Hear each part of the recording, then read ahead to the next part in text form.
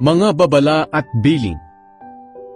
Kaya palakasin ninyo ang sarili nyo at patibayin ang inyong loob.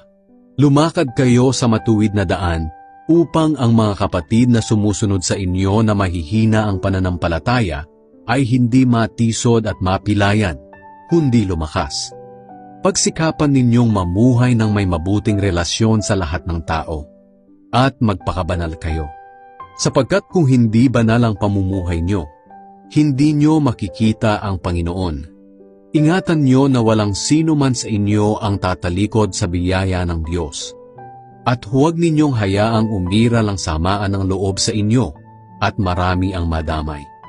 Ingatan din ninyo na walang sino man sa inyo ang gagawa ng sexual na imoralidad o mamumuhay ng gaya ni Esau na hindi pinahalagahan ng mga espiritual na bagay dahil ipinagpalit niya ang karapatan niya bilang panganay sa isang kainan.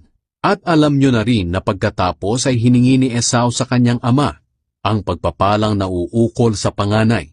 Pero tinanggihan siya, sapagkat hindi na mababago ang ginawa niya, anumang pagsisikap at pag-iyak ang gawin niya.